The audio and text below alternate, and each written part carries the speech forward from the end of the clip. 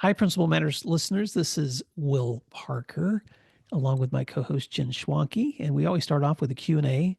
And the question of the week this week is supported by Summer Pops because principals, when students practice math over the summer, math scores go up.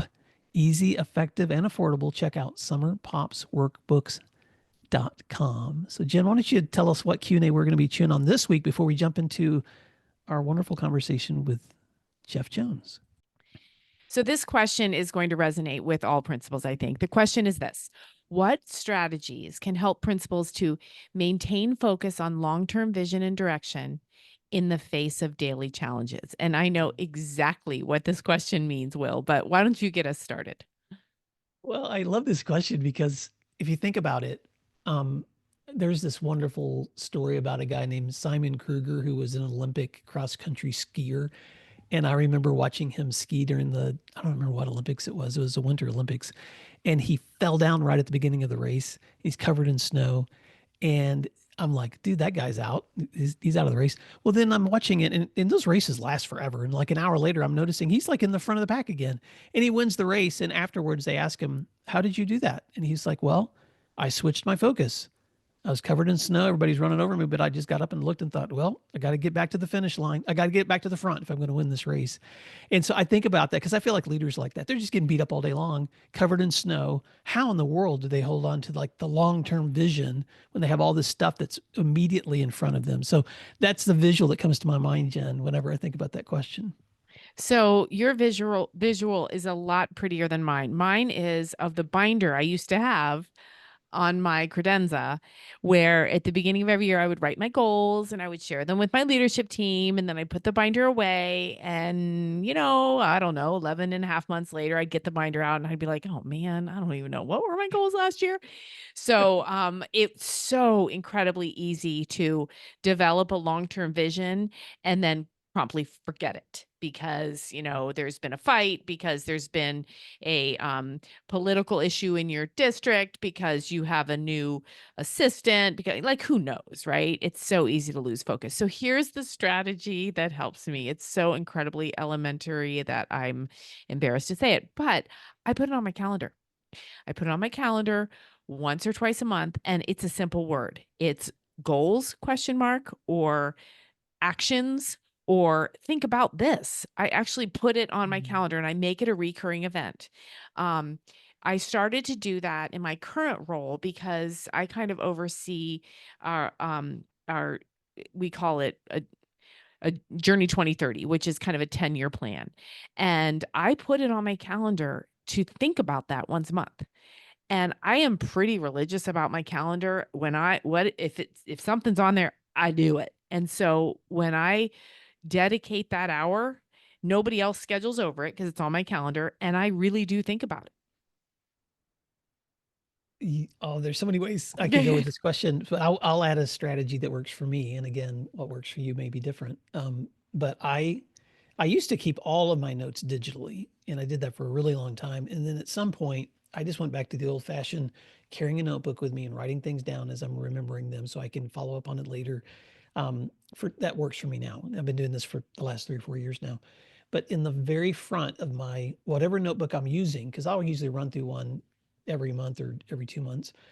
But whenever I get a new notebook, the very first thing I do before I do anything else is I open up the first 2 pages and I copy down my goals. My What are the goals that I set for this year? And I recopy them back in the front so that every time I'm carrying my notebook, I know right where my goals are. And it's really weird, Jen, because um, when you do that 4 or 5 times a year, it forces you to go, oh, I forgot I set those goals, Mhm. or Right. that's an important initiative, or guess what? Accomplished it. That's even better when you Right. realize you actually did something. So that's a strategy that works for me. So putting it on your calendar, placing it in writing, those are really, really helpful. Well, and I'll there's add some one. Go research ahead. on that. Yeah, there's some research, something like 40% more likely that you'll meet your goals if you write them down. And what I would also add is you might accomplish them, you might have forgotten them, but you also might say, you know what, this isn't a priority anymore. 6 months ago, this was important to me. I haven't thought about it. It's kind of like a sweater you need to actually give to Goodwill because you haven't worn it in 15 years. Like it's okay to recalibrate and say, I'm going to let this one go. Well, the other beauty of scheduling your goals too, like, and I mean literally, let's say your goal is I want to spend more time in classrooms, then Mhm. schedule it in advance on your calendar. And then here's how this worked for me in practice. When you're in the middle of a heat of a situation or you're managing some craziness and it's finally over, what you really want to do is take a break and just rest, but Mhm. sometimes you need to.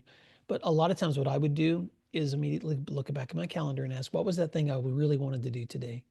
And then go do that. Mhm. Just get it back That's out right. there That's and right. switch that focus back to that thing. Or sometimes literally I would have to tell myself, what is something I can go now to do to remind me why I do this? And I would go find that awesome classroom or that wonderful, for me, sometimes it was going to the choir or the band room and just listening to kids perform for 10 minutes and just recharge my batteries. And I bet So, for my you, friends, that is Will shaking off the snow. That's what he's doing there, shaking off the snow and winning the race. so let's wrap it up there, Jed. But as you guys are stepping into your week, just remember that your long-term visions and strategies are important.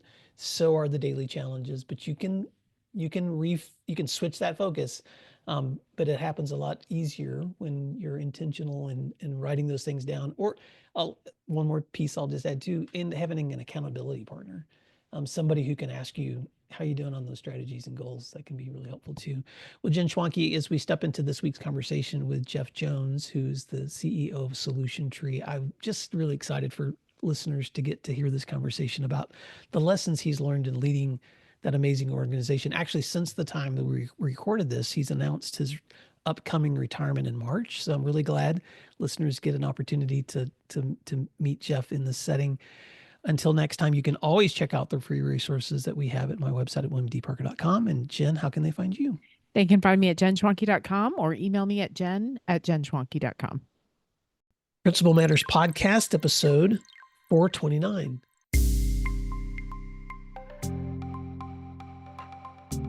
Hi, friends. This is Will Parker, host of Principal Matters, the School Leaders Podcast, where each week we bring you inspiring, innovative, and imaginative ideas for your own school leadership. This week, we're going to be talking about finding solutions with my special guest, Jeffrey C. Jones. Jeff Jones of Bloomington, Indiana, is a graduate of Kelley School of Business at Indiana University and CEO and chairman of Solution Tree Incorporated, which delivers comprehensive professional development to pre-K 12 educators around the world. Jeff and his business partner, DG Elmore, purchased Solution Tree in 1998, established Solution Tree Canada in 2004, Marzana Research 2008, and Acquiring Results Coaching Global in 2021. Jeff is also the chairman of Sarge Property Management and Hoosier Acres LLC, and he sits on the board of directors at Rachel's Challenge and Marzano Academies and serves as board chairman for Trans World Radio. Jeff is a founding partner and board chair for Sensica Cycling, a not-for-profit professional women's cycling team. And he and his wife, Margaret, have been married since 1996 and blessed with 4 children. Jeff Jones, welcome to Principal Matters Podcast. Why don't you fill in the gaps on that intro and tell listeners something else they may be surprised to know about you? Thanks, Will. It's good to see you again. I think that bio just wore me out. Let me think, something that's to fill in the gap. So the bike team Siniska is an interesting one because a good friend of mine and I started that, and it's a professional women's cycling team, a nonprofit that races in the United States and Europe. We're having some really good success this year. But the cool thing is Siniska, he came up with the name. Siniska was the first female gold medal winner in the Olympics in 396 BC and then again in 392 BC. Her father was an emperor. She trained horses and he let her race the chariots and she beat the boys 2 Olympics in a row. So What? that's where he came up with that name. At least that's the legend that we're using. Well, stay with that legend. That's amazing. It's a pretty good one.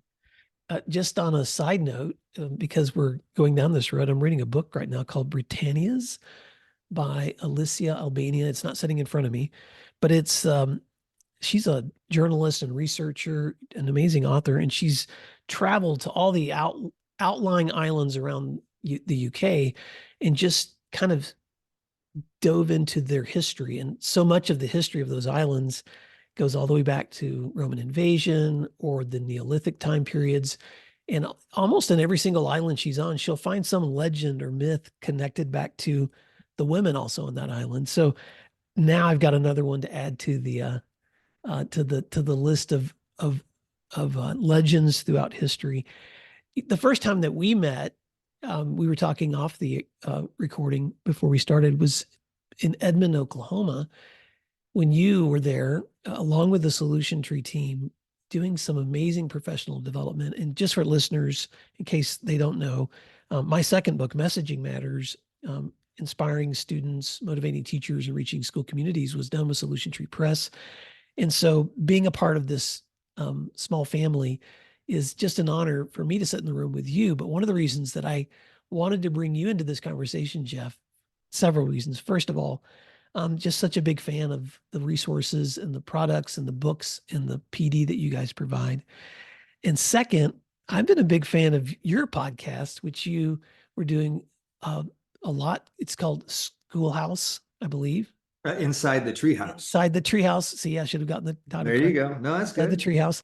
And you're a great interviewer. And some of the best conversations I've heard with Solution Tree providers have been ones that you've led. So as a fan of your work, I wanted to get you on this show because I wanted to dive into a couple of conversations with you.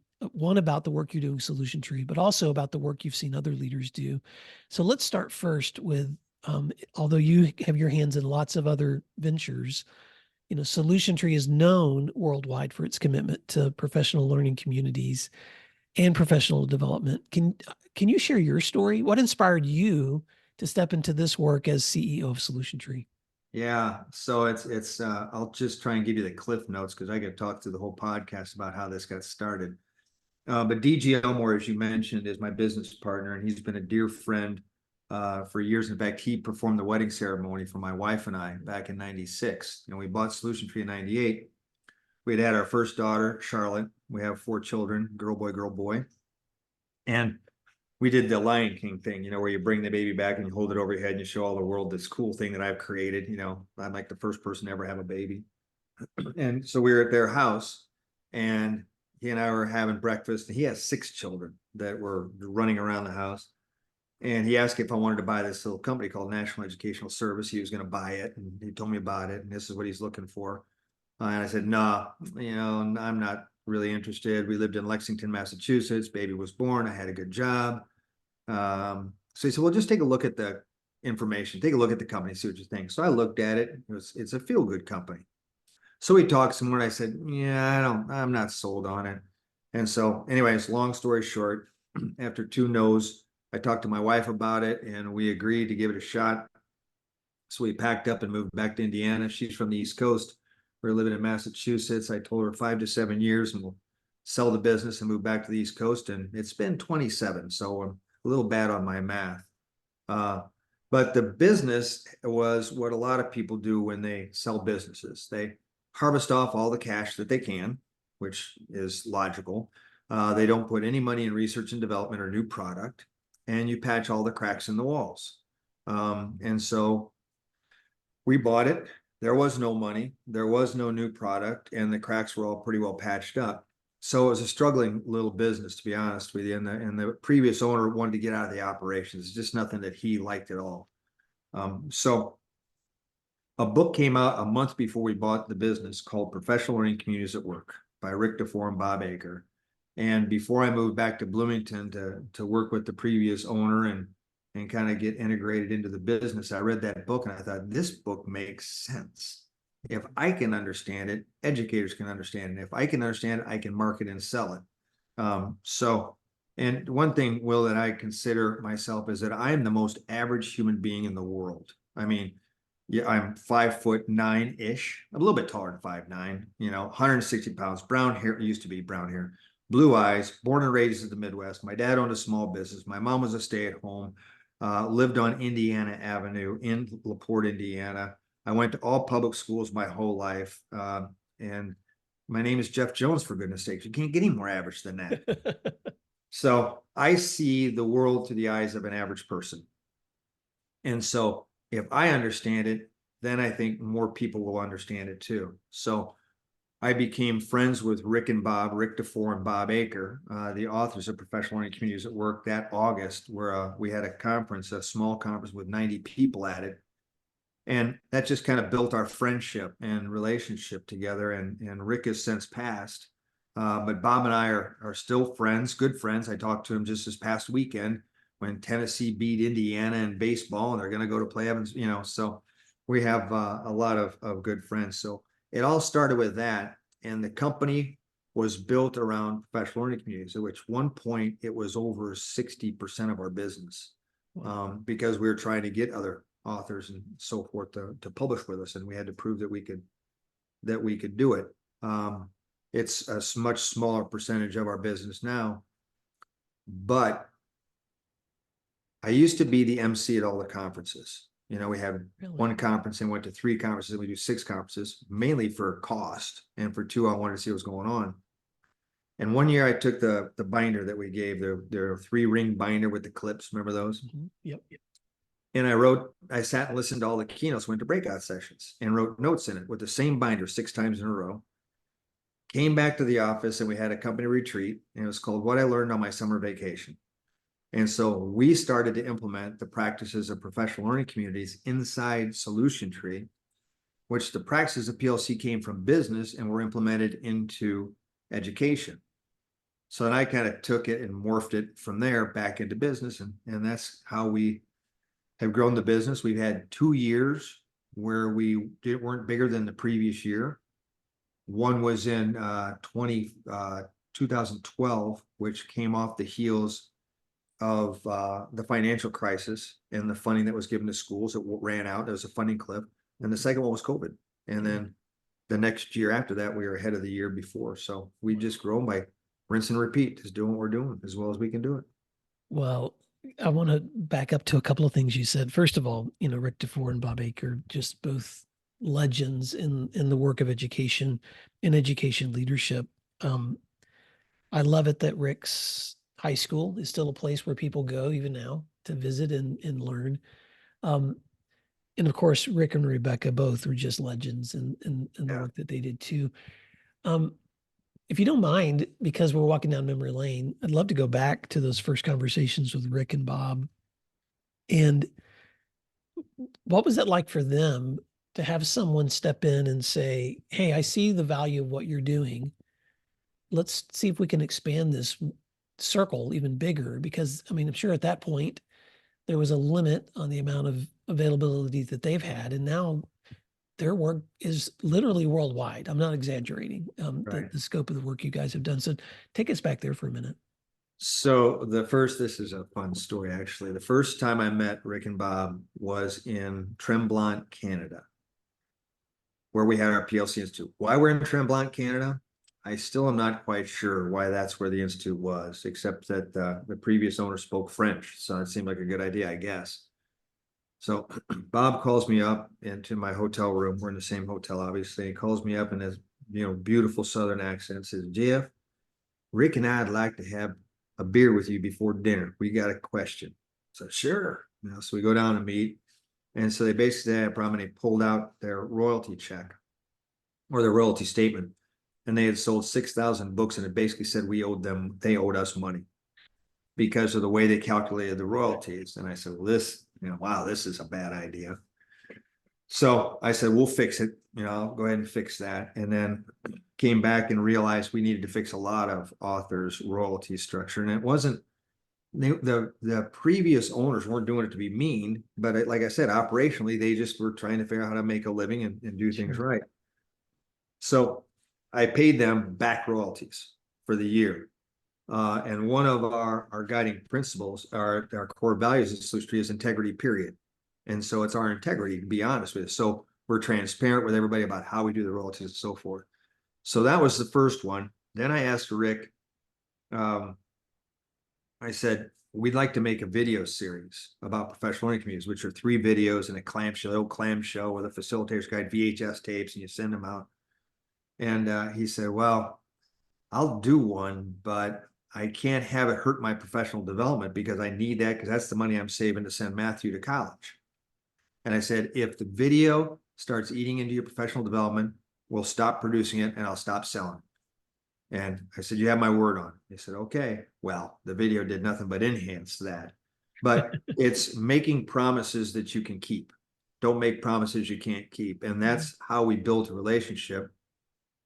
And I miss Rick and Becky both, who are both passed now terribly. I was at their wedding when they got married.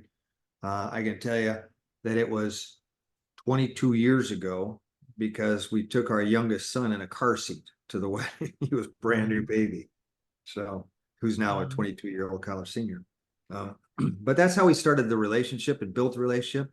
And then every year, Rick and Bob, and then when Becky joined the team, we'd get together and we'd talk about the business, what we had done, and what we're going to do in the future.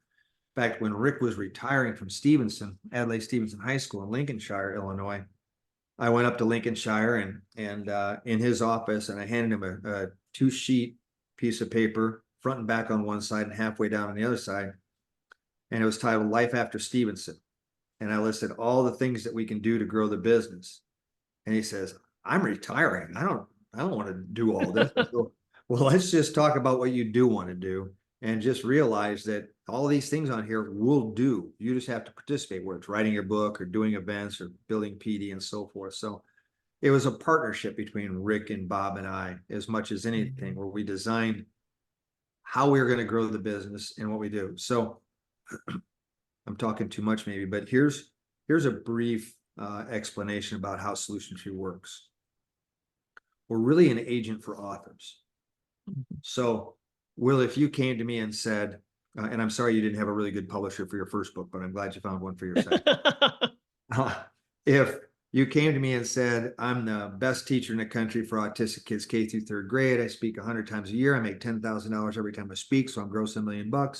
But I'm sick of the scheduling, the billing, the collections, the handouts, the phone calls. I'll give you 30% if you manage the business. I'd say, no thanks, but thank you very much. Good luck. But if you come to me like you did and said, here's my manuscript that shows I'm an expert in this particular area of expertise, and we vet it and we find it, then we publish the book, we market the book, you're involved in all that with developmental letters and so forth. We then send the book out and we have you speaking. We say, okay, well, we're got 120 days for you next year. You say, no, I'm not doing 120. 100 is where I stop. So then you find experts that understand your content as well as you do or can. And then we do the scheduling of booking the associates, and then you get kind of a royalty off of them doing your work. Because now they have to pass our muster, because when you represent your work, you're representing your work. When Solution Tree represents your work, we're representing your work and our company. So we have to make sure that the quality is up there where we need it to be. And then we'll design 2-day workshops for you, maybe some institutes to a summit. And then we're going to introduce you to a special ed teacher where we think your work good, so you guys can write a book together. And then rinse and repeat, you do the same thing. And we stuck true to that model. So we bought the company in 98. I think the model was finally morphed into reality sometime around 2001. It took us a while to figure out what the heck we were doing. Let's take a moment to thank our sponsors, and then we'll be right back.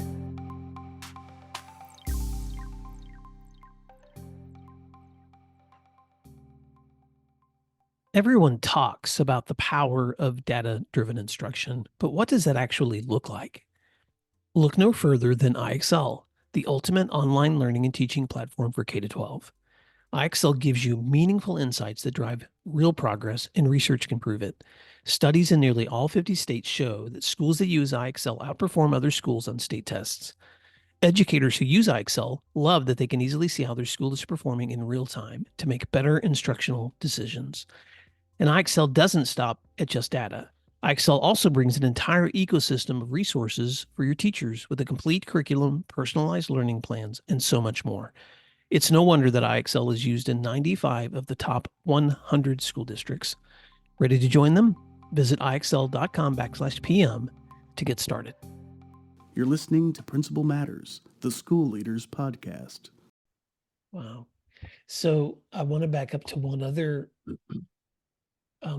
time period in the development of the country, the development of the company, and that is COVID, because I'm trying to think back in 2012, I had not published with you guys yet, but I was an author with Solution Tree by 2020. And so I watched closely as you were responding to the crisis. And I have to just say, as an outsider, Jeff, a couple of things that I appreciated, but I want to pick your brain of what it was like to be in your shoes. Because as an outsider, what I appreciated was your ability to step into the crisis through enhancing communication from the office you're sitting in right now, because you Right. started creating videos, you started giving updates, you started just really kind of bringing people into here's what we're doing. But I would just really appreciate to know what it was like to be in a moment where your company is, I mean, I'm sure like everyone else, you're hemorrhaging, you're losing all your events. How did you, what lessons do you feel like you learned through that crisis that are still with you? Yeah, that was a interesting time for everybody. Everybody had their own crises. Um, so a little backstory is my wife's from the East Coast and we lived on the East Coast and we have a little ski house in Stowe, Vermont that we've had since about the time that Rick and Becky got married. And so my wife was out there for another event in that week in March. And so two of our kids were in college on the East Coast and another one, well, they got to Virginia, Maine, and Boston. And then our youngest one was still in high school here in Indiana. So when COVID broke out, they were all on the East Coast and I was here. So I got my son and 17 years old and packed him in a car and said, you're driving to Rochester first to go stay with relatives and you're going on the Stowe. So my wife and family were all in Vermont. And we did that for about 6 months. And I drove back and forth to Vermont probably a half a dozen times because I don't miss kids' birthdays and stuff like that. So I'm in the house by myself, just focusing on how do we fix the business or how do we save the business, not fix it. It wasn't broken. So we thought about delivery systems. What do we have that can be delivered better? What do we have that teachers really want? So we had free webinars about the learning loss. We set up a website called Travel Free PD. We took our professional development and broke it into chunks instead of one long day. And we really got into Zoom. We started portable event packages, which are videotaped all the different events that you can pick and choose, and you have it for a year. So you can see breakout sessions because we have tremendous footage of all the events that we do. So I'll be down in my office at home, and I had been down in the basement, and I followed my same routine: get up, work out, everything you usually do. And then I'd work literally from about 7:30 until 8 o'clock at night. And I knew it was 8 o'clock at night because Turner Classic Movies had a movie on at 8 o'clock at night. And I don't know what it was, but I was going to watch it because then I didn't have to think anymore. I just watched. First time I ever saw Casablanca. So you go through that. So you just figure out a phrase that I've used for years and years is think of yourself as the customer. And that works in all aspects of business. Whether you're the customer with inside the company that you're handing off the order to or something else to.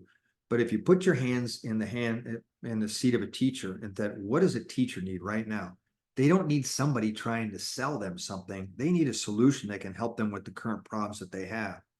So we embraced a concept called it's called not first impression. I've already forgot the phrase.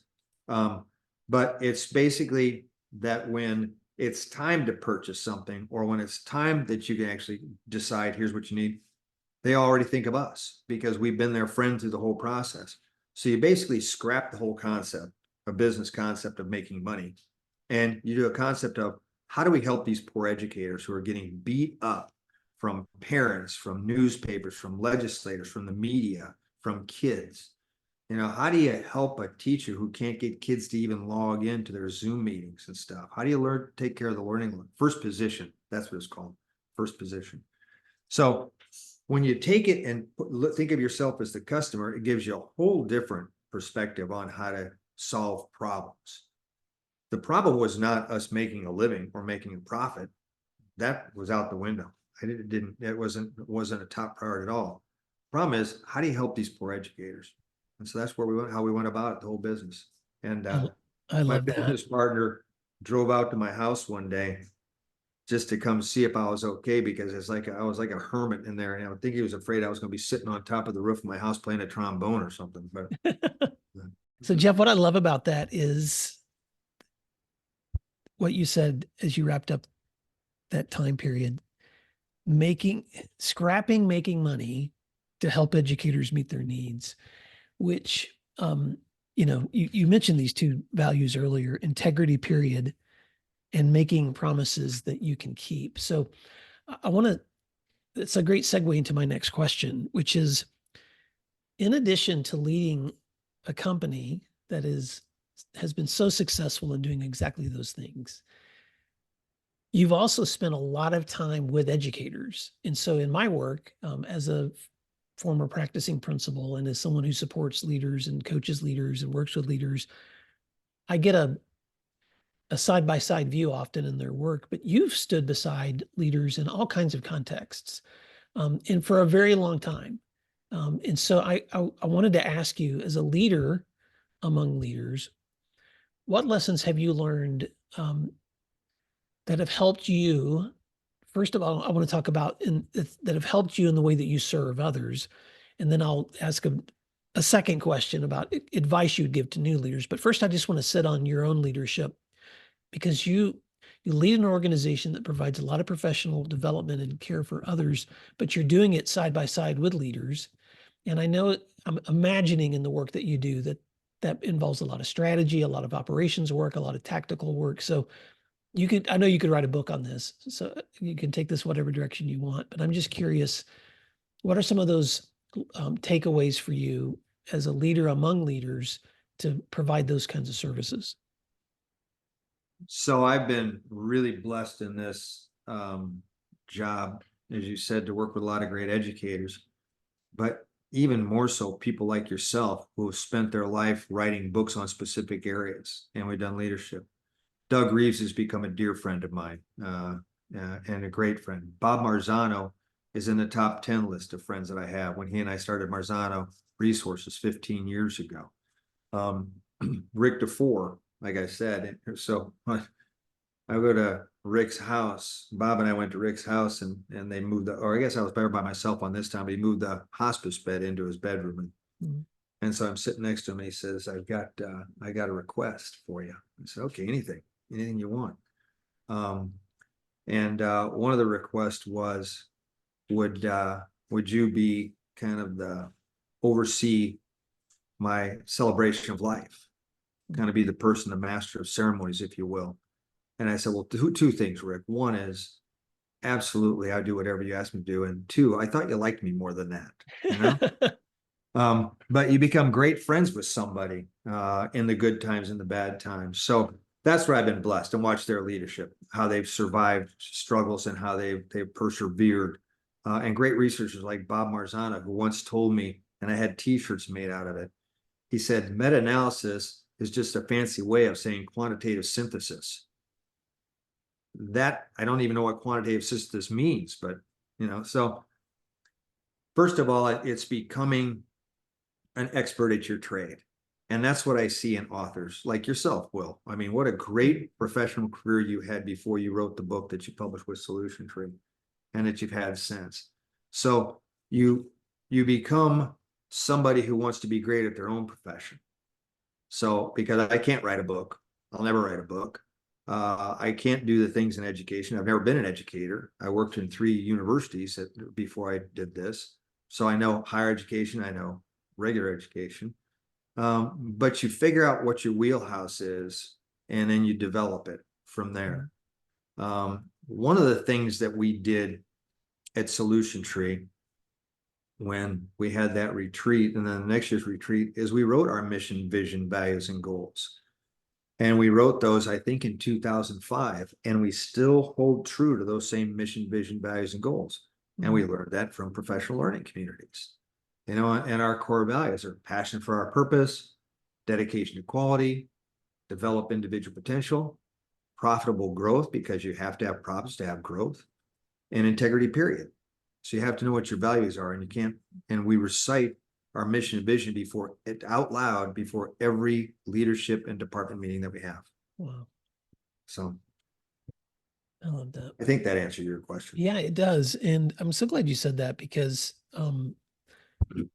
you're just reminding me one of the practices that I have when I'm stepping into a group of leaders, maybe it's for a half a day of PD or a full day or whatever the context is. It could be that I'm working with them for a full year. But the very first thing that I do, and it doesn't matter how experienced these leaders are, we always set norms. Like, what are the Yeah. norms we're going to have around this learning together?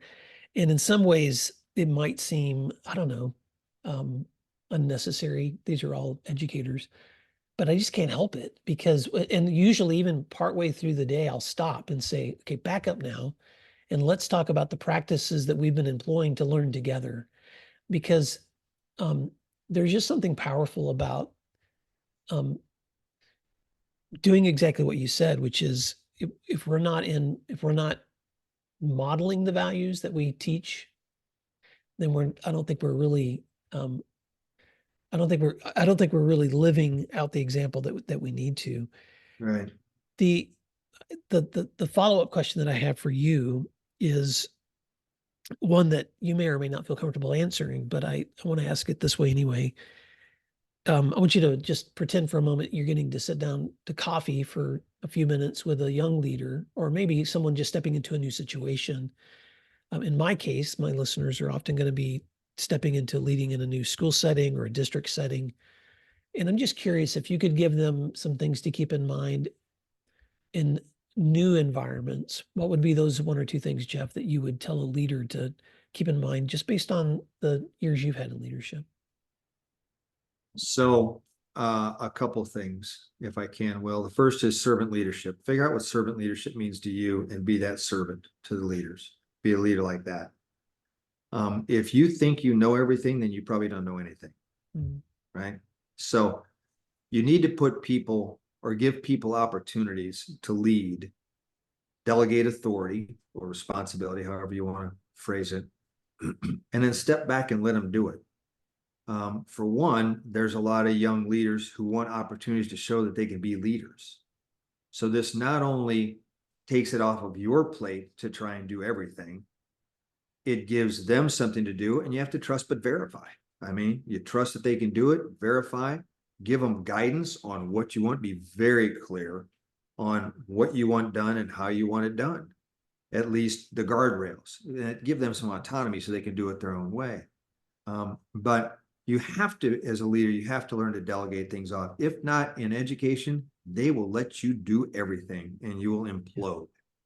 I mean, how many people get burned out in education because they don't know how to delegate and they don't trust that it can get done without them?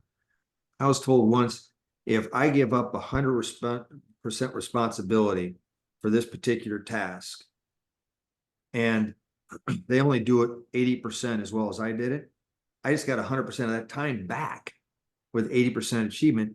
But then if I coach them, they might take that 100% that I did and make it even better. Yeah. So you have to learn to lead, not just take a leadership role. You've got to learn to lead. Well, Principal Matters listeners, I want you to rewind that last 2 minutes of this conversation. And when you're stepping into whatever situation you're stepping into in leadership, but I think thinking you know everything is not leadership. Servant leadership is where it all begins. Developing the capacity in others and then trusting others by guiding them, being clear with them, and then verifying that the work is happening. Jeff, before we leave this conversation, I'm going to ask something really selfish. And that is, now that I've moved from educator to education provider, this has been the first year that I've had to kind of put on that full-time business hat too.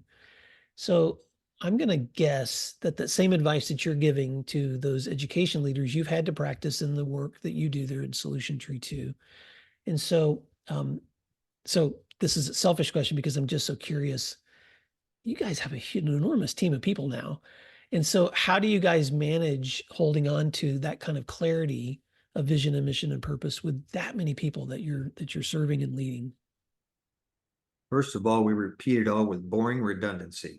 I mean, we just beat it into everybody. We had a marketing firm come in one time and do analysis. And one of the things he did is said, okay, everybody take a piece of paper and write down what the company does. What's the mission of the company? And then he went through his thing and he came back for lunch. He said, All right, well, you all have kind of wiped out my presentation for right after lunch because you all wrote the exact same thing. Because advance the work of our authors. That's it, 6 words. That's what we do over and over and over. And that's our mission.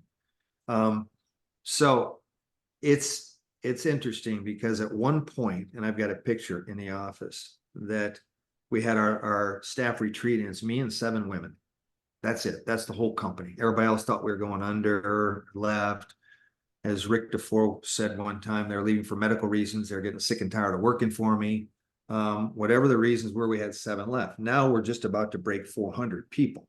And we got offices, 6 offices. We just closed a foreign company that we had over in Australia. They haven't responded well to COVID. It was not the right thing to try and keep doing that. But it was actually more fun to run a business when it was like 20 of us. But the key then goes back to the leadership thing. So the head of my accounting, he's in charge of accounting. The CFO, he's in charge of accounting. He tells me what to do. Now, I can veto his decisions, but he's the money guy. He's the one who says our cost of goods sold are too high. We're not doing enough here. We're doing enough there. The president of the company is a guy named Ed Ackerman, a brilliant man, Mensa. He had 26 years in the military before I got him to come to Solution Tree. He's an operational genius. So let him run the operations. He and I meet on a regular basis. He briefs me. I ask questions. He goes off and does it. I have a lot of background in marketing and sales. I was a fundraiser in 3 different universities. So I can help marketing and sales a little bit more. But if you hire somebody to be in charge of marketing, you better let them be in charge of marketing. They're going to leave and they got to start all over again. So it's back to that whole leadership thing, delegate it off.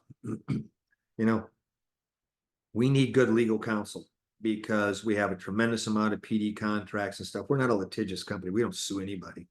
But we have to have a lot of things done. Well, hire the right person and let him manage all the contracts. I'm not going to read all those contracts. Hopefully he's the right guy. So acquisitions. The whole company is built off of advance the work of your authors. So you better have the right book, right? So we got Douglas Reif to come to Solution Tree. He was president of Quorum Press for 7 years. And he's been with me now for 13 or 14 years. I leave acquisition. We have an acquisitions team or approval team. It's him and me. He tells me what to publish. And unless I think it doesn't fit within the culture of the business, which is 2 out of 100 books that I say, yeah, no, we're not going to do this one, that they want to have. I get final veto power, but it's benevolent dictatorship in that regards. So, you just have to have people let them trust. And then we all get together, we meet on a regular basis. We have leadership team meeting. So the first month of every quarter, every department has to come back to Bloomington. They don't come back in the same day, but they come back because we've morphed our building into a training facility, if you will. And if any educators out there listening want to do a workshop in our building, it's here, no charge. Bloomington, Indiana, it's gorgeous. So they all come in for a day to a day and a half of meetings, the first month of every quarter. The second and third month of every quarter, all the leadership comes in, which are all the heads of all the departments, the different offices, everybody comes in. It's 22 of us or 23 of us.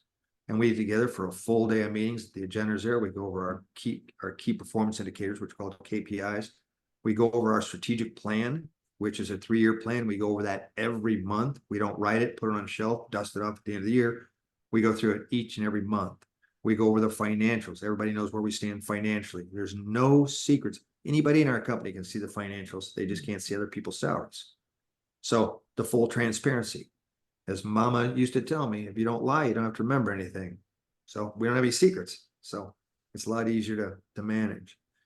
So the only way to do it is with communications. Now, when everybody went remote and flexible, we went from 98 people in this building, and I think there's maybe a dozen here on a regular basis. But people come in and out all the time.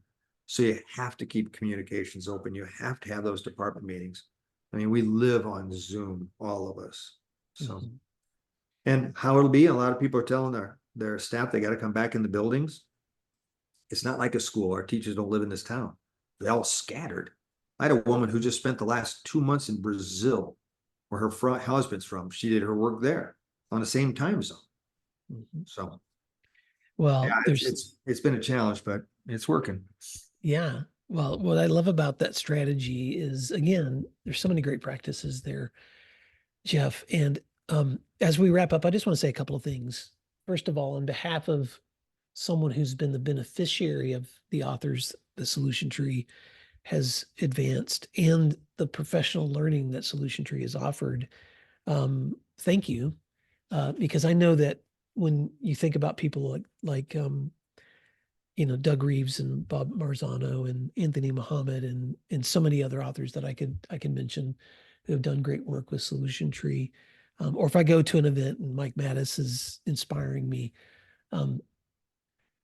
within each of their own work, they all have a reason to be proud, and the skills that they bring are just so valuable. But the legacy that Solution Tree is leaving is something that you've had your fingerprints on the entire time that I've been aware of its work. So thank you for the commitment that you've made to advance the work of great educators, and for the legacy that you've built through this organization, because I talked to so many people who've been inspired by the work, who may not know always who's behind the work. So thank you to you and your team for just the amazing work that you guys do. And as we wrap up, I would just like listeners to know any parting words that you'd like them to keep in mind as they think about the work you guys do at Solution Tree, and then how can they stay connected with your work?